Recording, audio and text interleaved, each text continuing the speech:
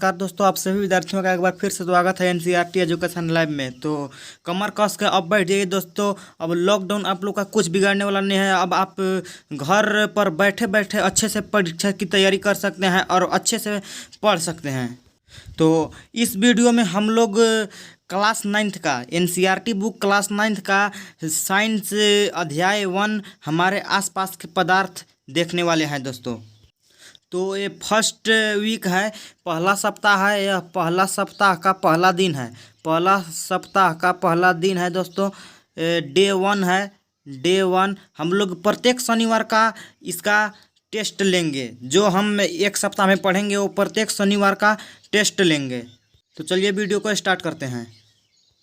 तो हम लोग को एकदम जड़ से जानना है दोस्तों, एकदम जड़ से जानना है, एकदम शुरू से पढ़ना है। तो हम लोग पहले भूमिका देखते हैं। तो पाठ का नाम है हमारे आसपास के पदार्थ। तो कह रहा है, अपने चारों ओर नज़र दौड़ाने पर हमें विभिन्न प्रकार की वस्तुएं नज़र आती है जिनका आकार, आकृति और बनावट अलग अलग होता है। तो आप जो भी वस्तुएं देखते हैं चारों ओर, आप अपने चारों ओर देखिए, आपको जो भी वस्तुएं दिखाई देंगी उन सभी का आकार, आकृति अलग अलग होता है। इस विश्व में प्रत्येक वस्तु जिस सामग्री से बनी होती है उसे वैज्ञानिकों ने पदार्थ का नाम दिया है। तो जो भी आप सामान देखते हैं, जो भी पदार्थ जो भी आप अपने चारों तरफ देखते हैं उसे पदार्थ कहते हैं। जिस हवा में हम श्वास लेते हैं, जो भोजन हम खाते हैं, पत्थर, बादल, तारे, पौधे एवं पशु तक की पानी की एक बूंद या रेत का एक कण, ये सभी पदार्थ हैं। तो जो भी आप दुनिया में कोई भी आप सामान देख रहे हैं, कोई भी चीज़ देख रहे हैं तो वो पदार्थ है। ध्यान देने योग्य बात यह भी है कि ऊपर लिखी सभी वस्तुओं का द्रव्यमान होता है। तो जो भी आप देखते हैं सभी का द्रव्यमान होता है, भार होता है। ये कुछ स्थान घेरती है जिसे आयतन कहते हैं। तो आप यहाँ तक अच्छी से समझ गए होंगे। ये कहना चाह रहा है कि जो भी आप अपने चारों तरफ आसपास में कहीं भी आप कोई भी चीज़ देख रहे हैं वो सभी पदार्थ है। और पदार्थ स्थान घेरता है और पदार्थ का द्रव्यमान होता है। तो चलिए अब आगे बढ़ते हैं। अब आगे है, प्राचीन काल से ही मनुष्य अपने आसपास को समझने का प्रयास करता रहा है। तो बहुत पहले से ही मनुष्य अपने आसपास के सभी पदार्थों को समझने का प्रयास करता रहा है कि यह क्या है। जैसे कि आग का आविष्कार आप लोग सुने होंगे। भारत का प्राचीन दार्शनिकों ने पदार्थों को 5 मूल तत्वों में वर्गीकृत किया है जिसे पंच तत्व कहते हैं। तो भारत के पहले जो प्राचीन दार्शनिकों थे वे पदार्थ को 5 मूल तत्वों में वर्गीकृत किए थे जिसे पंच तत्व कहते हैं। ये पंच तत्व हैं वायु, पृथ्वी, अग्नि, जल और आकाश। तो जो 5 तत्वों का नाम है वो है वायु, पृथ्वी, अग्नि, जल और आकाश। उनके अनुसार इन्हीं पंच तत्वों से सभी वस्तुएं बनी है। तो वो बोलते हैं कि हमारे अनुसार यही 5 तत्व हैं जिनसे सभी वस्तुएं बने हैं। उन 5 तत्वों का नाम क्या है याद रखिएगा, वायु, पृथ्वी, अग्नि, जल और आकाश। हम इसका टेस्ट भी लेने वाले हैं शनिवार को। चाहे वो सजीव हो या निर्जीव हो, चाहे वो सजीव हो या निर्जीव हो, ये 5 तत्वों से ही उनका शरीर बना है या उनका निर्माण हुआ है, वो उनके अनुसार वे कहते थे। अब आगे कह रहा है, उस समय की यूनानी दार्शनिकों ने भी पदार्थों को इसी प्रकार वर्गीकृत किया है। तो उस समय के जो यूनानी थे उनके वो दार्शनिकों ने पदार्थों को इसी प्रकार से वर्गीकृत वो भी किए थे। अब आगे कह रहा है, आधुनिक वैज्ञानिकों ने यानी कि अभी की वैज्ञानिकों ने पदार्थों को भौतिक गुणधर्म एवं रासायनिक प्रकृति के आधार पर 2 प्रकार से वर्गीकृत किया है। इस अध्याय में हम भौतिक गुण के आधार पर पदार्थ के बारे में ज्ञान अर्जित करेंगे। पदार्थ के रासायनिक पहलुओं को आगे के अध्याय में पढ़ेंगे। तो इस अध्याय में हम लोग भौतिक गुणधर्म के आधार पर जो पदार्थ हैं, जो पदार्थ से हमें ज्ञान अर्जित हुआ है उसे देखने वाले हैं।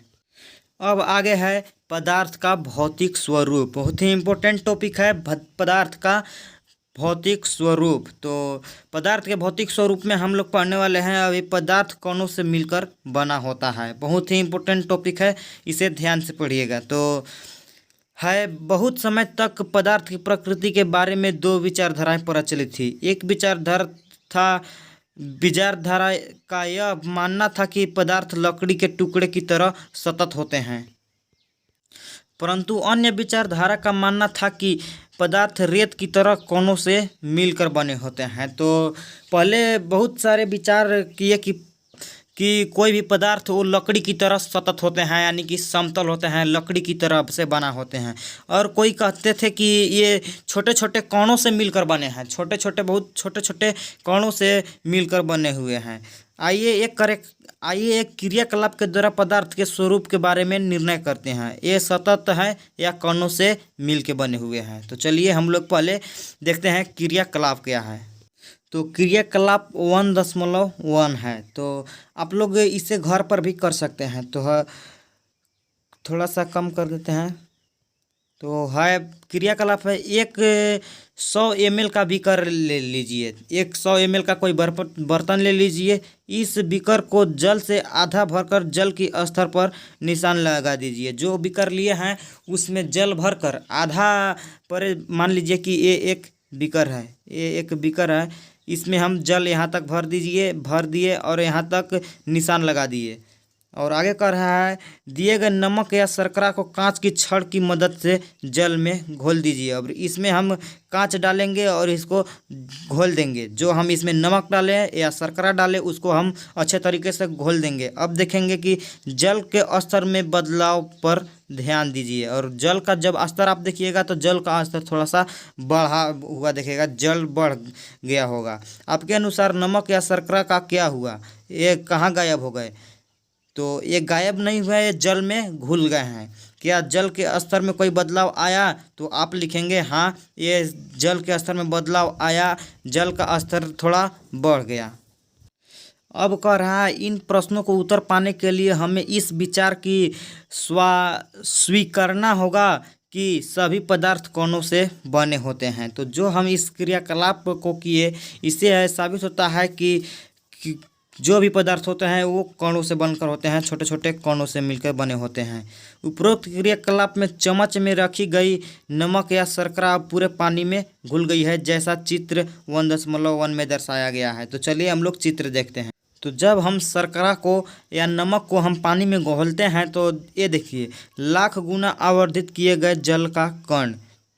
जल में नमक मिलाएं तो ऐसा दिखाई दिया। अब जल का नमक ऐसा दिखाई दे रहा है। ये देखिए, आप लोग चित्र ध्यान से देखिए। जब हम जल में नमक घोलते हैं तो नमक के कण जल के कणों के बीच के रिक्त स्थानों में समावेशित हो जाता है। तो जो जल का कण है, ये देखिए, ये ऐसे बीकर है, इसमें जल का कण है, जल का ऐसे कण है। और जब हम इसमें नमक डालें तो ये जो रिक्त स्थान है उसमें चला गया नमक का कण, छोटे छोटे नमक का कण हुआ, वो इसमें चला गया। तो इससे साबित होता है कि जो भी पदार्थ बनता है वो कणों से मिलकर बना होता है। अब आगे है 1.1.2 पदार्थ के एक कण कितने छोटे होते हैं। तो अब सेकेंड क्रियाकलाप देखते हैं कि इससे यह पता चलेगा कि पदार्थ के कण कितने छोटे छोटे होते हैं। तो इसके लिए पहला विधि है, पोटेशियम परमैंगनेट के 2 या 3 क्रिस्टल को 100 ml पानी में घोल दीजिए।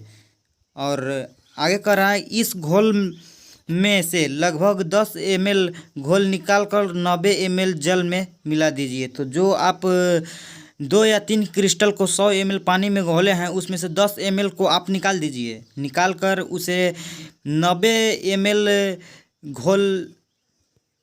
घोल को 90 ml जल में मिला दीजिए। फिर इस उपरोक्त घोल में से 10 ml निकाल कर उसे भी 90 ml जल में मिला दीजिए। अब फिर इसमें से 10 ml निकालिए और 90 ml जल में मिला दीजिए। इसी प्रकार इस घोल को 5 से 8 बार तक तनुकृत कीजिए, यानी कि जल में ऐसे ही मिलाते रहिए। अब क्या जल अब रंगीन है? अब आप देखिए चित्र 1.2 देखिए कि कैसे मिलाया है। 100 ml पहले विलियन लिया, विलियन को 10 ml निकाला और 90 ml जल में मिला दिया। इसी प्रकार आप 5 से 8 बार ऐसे ही कीजिए। अब अनुमान लगाइए कि पदार्थ के कण कितने छोटे हैं। प्रत्येक परत अनुकृत करने पर घोल का रंग हल्का होता जाता है। जब हम 90 ml पानी में 10 ml को निकाल कर डालते हैं तो प्रत्येक का रंग, ये देखिए बहुत गहरा है, ये भी इससे थोड़ा कम गहरा है, इससे ये थोड़ा कम गहरा है और इससे ये तो बहुत ही कम गहरा है। यानी कि इसका रंग जो है वो हल्का होता जाता है, फिर पानी रंगीन नज़र आता है। तो यह क्रियाकलाप क्या दर्शाता है? तो यह दर्शाता है, यह प्रयोग दर्शाता है कि पोटेशियम परमैंगनेट के बहुत थोड़े से क्रिस्टलों से पानी की बहुत अधिक मात्रा 100 लीटर 1000 लीटर भी रंगीन हो जाती है। तो यह बताता है कि इस क्रिस्टल से 1000 लीटर भी पानी जो रहेगा वो रंगीन हो जाएगा। इससे हम ये निष्कर्ष निकाल सकते हैं कि पोटेशियम परमैंगनेट के केवल एक क्रिस्टल में कई सूक्ष्म कण होंगे। तो इससे हमें पता चलता है कि पोटेशियम परमैंगनेट में एक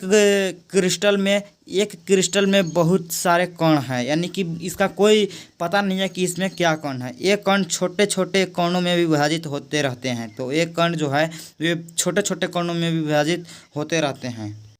अंततः एक स्थिति में एक कण और छोटे भागों में विभाजित नहीं किया जा सकता है। और तो अब एक समय ऐसा आएगा कि इस कण को और छोटा नहीं किया जा सकता है। पोटेशियम परमैंगनेट की जगह 2 लीटर टेडल से भी हम क्रियाकलाप कर सकते हैं। लगातार तनुकृत होने पर भी उसकी महक हमें मिलती रहती है। अब महत्वपूर्ण बातें हैं जो आपको याद रखना बहुत ज़रूरी है। तो है, पदार्थ के कण बहुत छोटे होते हैं। तो हम अभी इस 2 क्रियाकलाप से समझें कि पदार्थ के कण बहुत छोटे हैं, इतने छोटे होते हैं कि कल्पना भी हम नहीं कर सकते। इतना छोटा होता है कि हम कल्पना भी नहीं कर सकते। एक सुई के नोक पर, जब आप एक सुई का नोक ऐसे मान लीजिए कि ये सुई है, इस पर लाखों करोड़ों कण हो सकते हैं, यानी कि रहते हैं। तो हम कल्पना भी नहीं कर सकते हैं कि कण कितने छोटे हैं, पदार्थ का ये कण कितने छोटे हैं। तो अब हम लोग समझ चुके हैं कि कण बहुत छोटे होते हैं और जो भी पदार्थ होते हैं वे कणों से मिलकर बने होते हैं। इस वीडियो में बस इतना ही। अब मिलते हैं नेक्स्ट वीडियो में। नेक्स्ट का टॉपिक रहेगा पदार्थ के कणों के अभिलाक्षणिक गुण। पदार्थ के कणों के अभिलाक्षणिक गुण, इसका क्या क्या होता है। जैसे पदार्थ के कणों के बीच रिक्त स्थान होता है, कौन से पदार्थ के बीच कितने रिक्त स्थान होते हैं, वे सभी हम नेक्स्ट वीडियो डे 2 में देखने वाले हैं। तो तब तक के लिए जय हिंद। ऐसे ही ध्यान लगाकर पढ़ते रहिए।